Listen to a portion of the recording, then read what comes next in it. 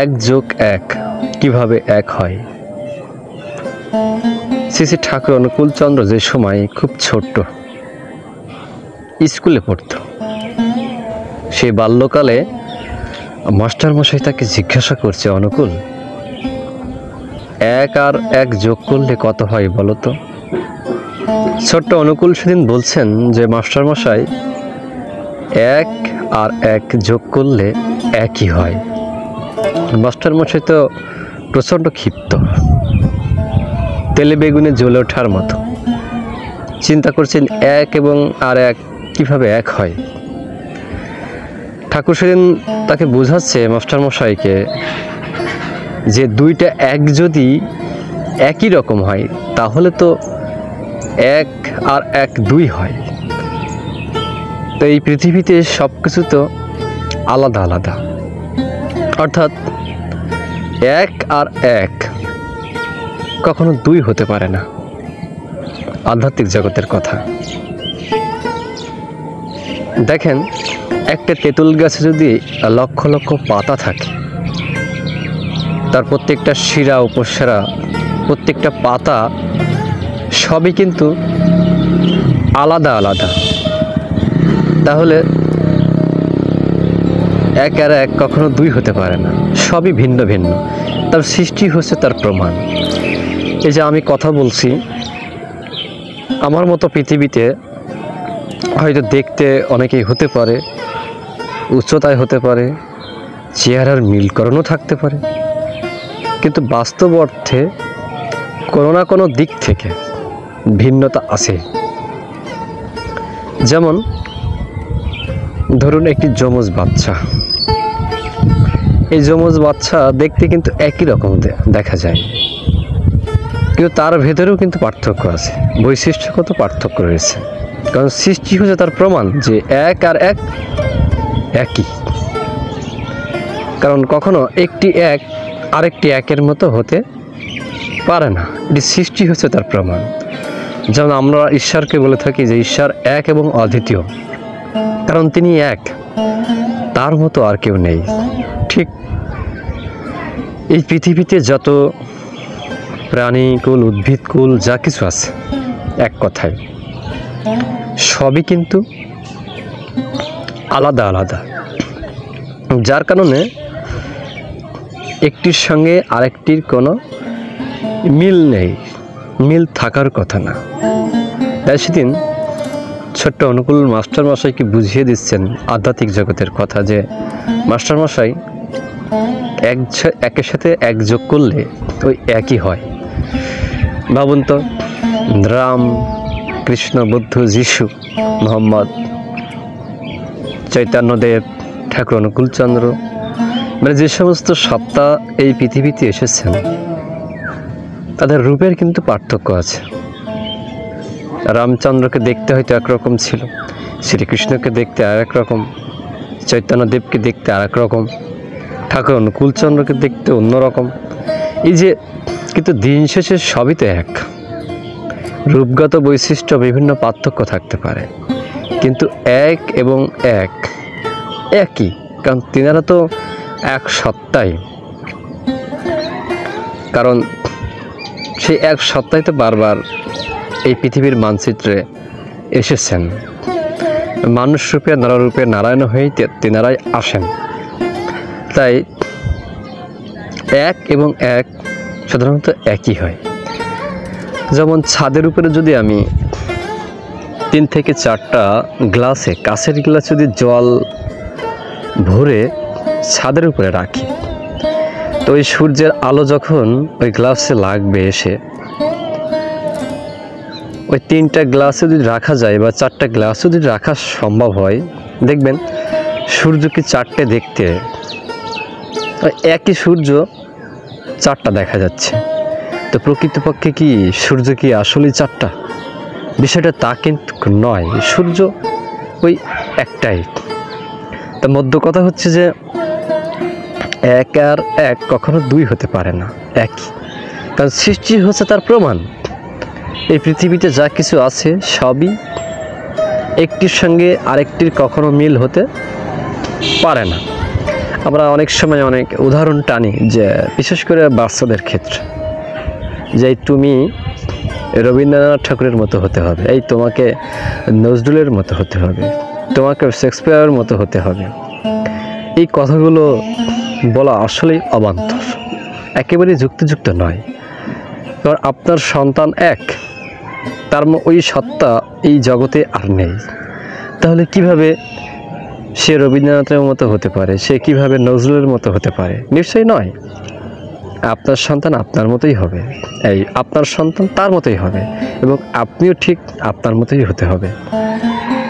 একজনকে অনুকরণ করতে পারেন, তার বিভিন্ন কৃষ্টি, কালচার, সত্তা, বৈশিষ্ট্যগুলো, সেগুলো আপনি আপনার জীবনে কাজে লাগাতে পারেন, কিন্তু আপনাকে আপনার মতোই হতে হবে। আপনি কখনোই যদি চিন্তা করেন যে আমি অমুকের মতো হব, সম্ভব নয়, সেটা কখনোই সম্ভব নয়। আপনি চাইলে কি একজন বিরাট কোহলি হতে পারেন? আপনি চাইলে কি একজন মহেন্দ্র সিং ধোনি, আপনি চাইলে কি একজন সাকিব আল হাসান হতে পারেন? কখনোই না। আপনি তাদের চাইতে হয়তো অনেক উপরে উঠতে পারেন, কিন্তু তাদের সমকক্ষ কখনোই হতে পারেন না। এটির একটি কারণ, প্রত্যেকটা সত্তাই তো আলাদা আলাদা। তাই একের সঙ্গে এক যোগ করলে সাধারণত একই হয়। এটা আধ্যাত্মিক জগতের কথা। যুগে যুগে যে সময়ে যে ক্ষণেই পৃথিবীতে ভগবান আসেন, এই এক সত্তাই কিন্তু বারবার আসেন। ভগবান শ্রীকৃষ্ণ গীতায় কি বলছেন, যে যখনই যখনই ধর্মে গ্লানি হয়, ওই তখনই আমি আসি। এই যে আমি আসি, তিনি বলছেন যে আমি অন্য কাউকে দিয়ে পাঠাই, তিনি কি বললেন, যে আমি আসি। তাহলে আমাদের বুঝতে অসুবিধা হয় এখন কখন ধর্মের গ্লানি হয়। এটা কিন্তু এই যে বর্তমান সময়ের যে পৃথিবীর যে দরুণ অবস্থা, এটা কি দেখে আমরা আপনার উপলব্ধি করতে পারি না যে ধর্মের গ্লানি ঘটেছে? ভাইয়ের সঙ্গে ভাইয়ের মিল নেই, স্বামী স্ত্রীর দ্বন্দ্ব, মানে সামাজিক সমস্যা, রাজনৈতিক অস্থিরতা, সার্বিক দিক থেকে সমস্যায় আমরা কিন্তু জর্জরিত। তার মানে কি এগুলো কি দেখে আমরা বুঝতে পারি না যে ধর্মের গ্লানি হয়েছে? বেশি দূরে যাওয়ার তো প্রয়োজন হয়ে ওঠে না। তার মধ্য কথা হচ্ছে, একের সঙ্গে এক যোগ করলে কখন দুই হয় না, কারণ তিনি হচ্ছে একই। আমি বাজার থেকে অনেকগুলো বিভিন্ন কোম্পানির বিস্কুট যদি কিনে থাকি, কিন্তু বিস্কুটের যে মেন উপকরণ সেটি তো ময়দা। সেই এক থেকেই তো এত কিছু সৃষ্টি, এক থেকেই তো বহু হয়েছে।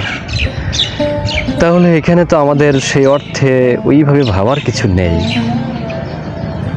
একের সঙ্গে যোগ করলে একই হয়, তার সৃষ্টি হচ্ছে তার প্রমাণ। পৃথিবীতে যত মানুষ আছে দেখবেন, একজন মানুষের সঙ্গে একজন মানুষের যে ফিঙ্গার, এটা কিন্তু মিলবে না। এই যে চোখের যে আয়েস, এটাও কিন্তু মিলবে না। মানে প্রত্যেকটা যে আলাদা আলাদা বৈশিষ্ট্য, সত্তা, যেটা কেন মেলে না? কারণ এটা ভগবান ওইভাবেই সৃষ্টি করেছেন, যে মিলকরণ করে নয়, যার মতো তাকে সৃষ্টি করেছে। একই গাছের লক্ষ পাতা, সেই লক্ষ পাতার বৈশিষ্ট্য আলাদা আলাদা, দিন শেষে সবই তো এক। তাহলে এই যে বিষয়, যে একটার সঙ্গে আর একটার কখনো মিলতে পারে না, আর দিন শেষে সবই এক বলতে কি? কারণ আমরা তো সে আদি সত্তা এক থেকে এসেছি। এটার জন্য বলছি যে দিন শেষে সবই এক, ওই এক থেকেই এই সমগ্র পৃথিবীর সৃষ্টি হয়েছে। যার কারণে আমরা অনেক সময় বুঝতে পারি না, অনেক বিভ্রান্তির ভিতরে চলি।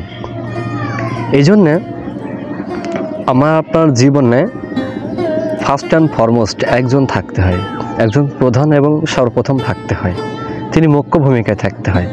কারণ আমরা হচ্ছে সমাধানপ্রাপ্ত নয়, একমাত্র সমাধানপ্রাপ্ত পুরুষ হচ্ছেন ঈশ্বর বা ভগবান, আমরা যাই বলে থাকি না কেন।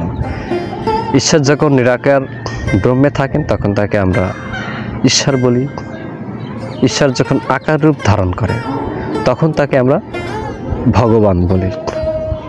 তার মানে কি ঈশ্বর নেই? অবশ্যই আছেন। কিছু বিষয় আছে, যেমন দেখেন বাতাস, এটা আমরা কিন্তু উপলব্ধি করতে পারি, দেখতে পাই না। তার মানে কি নেই? অবশ্যই আছে। এই বিষয়গুলো আমাদেরকে মাথায় রাখতে হবে। একটি ডিএসএলআর বাক্স যদি আমার পকেটে থাকে, আগুনটাকে কি দেখা যাচ্ছে? নিশ্চয়ই দেখা যাচ্ছে না। যখন কোনো একটি কাঠি ওই ডিএসএলআর যখন এই বারুদের সংস্পর্শে যখন সংঘর্ষের সৃষ্টি করা হচ্ছে, কোনো একটা মাধ্যমে যখন আমরা সেটা প্রয়োগ করতে পারছি, তখন তাকে আমরা আগুনের রূপটা দেখতে পাচ্ছি। তার মানে এই নয় যে আগুনটা নেই, আগুন নিশ্চয়ই আছেন। তো এগুলো আমাদের অনুভূতির উপর। তো ঠাকুর তো সত্যান্বেষণে বলেই দিলেন যে ধর্ম হচ্ছে অনুভূতির উপর। খুব সাহস করে একটা শব্দের ভিতরে তিনি বললেন যে ধর্ম হচ্ছে অনুভূতির উপর। এই অনুভূতিটা কি? দেখেন, জল গ্রীষ্মকালে যে জলটা আমার শরীরে ঢাললে স্নান করার সময় আমরা আরাম অনুভব করি। আবার শীতের সময় দেখেন ওই জল থেকে এড়িয়ে চলার চেষ্টা করছি। জলের যে ধর্ম, জলের যে সত্তা, সেটা কিন্তু একই আছে। শুধুমাত্র আমাদের যে বিভিন্ন এই যে প্রাকৃতিক যে নিয়ম, সেটার অনুযায়ী আমরা কিন্তু সেটাকে দুইভাবে অনুভব করছি। তাহলে এই যে অনুভূতির ব্যাপার, যে শীতকালে একরকম অনুভব করছি, গরমের সময় আর এক রকম অনুভব করছি। তাই জীবনেরই লক্ষ্য পরম সদ্গুরুকে পাওয়া, ওই তারই জন্যে বারে বারে ধরায় আসা যাওয়া। এই পৃথিবীতে যতবারই আমাদেরকে আসতে হবে, তাকে পাবার জন্যে কিন্তু পৃথিবীতে আসা। আমরা সহজেই বুঝতে পারি না, কারণ মূল উদ্দেশ্য বা লক্ষ্য তো ঈশ্বর প্রাপ্তি, এবং ঈশ্বর প্রাপ্তি জীবনে ঘটাতে হলে আগে তাকে গ্রহণ করতে হয় জীবনে। তিনি যখন যে রূপে আসেন, তখন তাকে সেই রূপে ধারণ করতে হয়, সেই রূপটা গ্রহণ করতে হয়। নামের সঙ্গে নামীটাও দরকার। তাই ঠাকুর বলছেন যে মনি, শুধু নাম করছো, ওই নামীকেও স্মরণ করো। কারণ শুধু নাম করলে 50 ভাগ কাজ হয়, আর নামীকে স্মরণ করে নাম করলে 100 ভাগ কাজ হয়। তাই নামের সঙ্গে নামই অবশ্যই থাকতে হবে। এই জিনিসটা আমাদের লক্ষ্য রাখতে হবে। নাম ধ্যান সাধন ভজনের মধ্য দিয়ে এই সত্তাটাকে বোঝা খুব সহজ হয়ে ওঠে। এটা বুঝতে হলে উচ্চমার্গের জ্ঞানের প্রয়োজন। আধ্যাত্মিক জগতের একটা হিসাব নিকাশ আছে, সেটা একটু বুঝতে হয়। হাজার হাজার বই পড়ে ব্রহ্মজ্ঞান লাভ করা যায়, কিন্তু ব্রহ্মকে লাভ করা যায় না। একজন রাখাল সারাদিন কাজকাম করে দেখা যাচ্ছে একটু রাখালগিরি করে গরু ছাগল চড়িয়ে সে গভীর বিশ্বাসের মধ্যে দিয়ে ভগবানকে লাভ করছে। অথচ একজন ব্রাহ্মণ, একজন পণ্ডিত, সে সারাদিন ধরে কিন্তু গ্রন্থর পরে গ্রন্থ পাঠ করছে, পড়ছে, অভ্যাস করছে, সে কিন্তু সেই অর্থে সেগুলো কিন্তু রপ্ত করতে পারেনি। তার মানে দিন শেষে দেখা গেল যে ব্রহ্মকে হৃদয়ঙ্গ করতে হয়। তাই ঠাকুর পূর্ণপতির প্রথম সেন্টেন্সটাই বললেন যে আমি চাই শুদ্ধ আত্মা। কারণ আমরা তো অশুদ্ধ অবস্থায় থাকি, এটা দিনের পর দিন পরিমার্জিত করে ঘষা মাজা করে আত্মাটাকে শুদ্ধ করতে হয়। যখনই পরিপূর্ণভাবে শুদ্ধ হয়ে ওঠে, তখনই পরমাত্মার সঙ্গে জীবাত্মার যে মিলকরণ সৃষ্টি হয়। তাই সেই এক থেকেই যখন আমরা এসছি, এককে নিয়ে ভাবতে হবে। জীবনের লক্ষ্য এক থাকা চাই। তাই ঠাকুর তো সারা পৃথিবীতে যত গ্রন্থ আছে, যত ধর্মগ্রন্থ আছে, সমস্ত সার কথা এক কথায় সেদিন মিস্টার ইউজিন এক্সম্যানকে বলে দিলেন যে বি কনসেন্ট্রিক, সুকেন্দ্রিক হও। এবং সুকেন্দ্রিক হতে হলে জীবনে একজন সুকেন্দ্র থাকতে হয়। একটা কেন্দ্রবিন্দু যদি না থাকে, আমরা যখন কোনো বৃত্ত আঁকি, যদি কম্পাসের একটা নির্দিষ্ট অংশ যদি কেন্দ্রে না রাখি, তাহলে বৃত্তটা কিন্তু এলোমেলো হয়ে যায়। তাই জীবনে যা কিছুই করে থাকি না কেন, যদি কেন্দ্র না থাকে, সব কিছুই এলোমেলো হয়ে যায়। জয় গুরু বন্দে পুরুষোত্তম।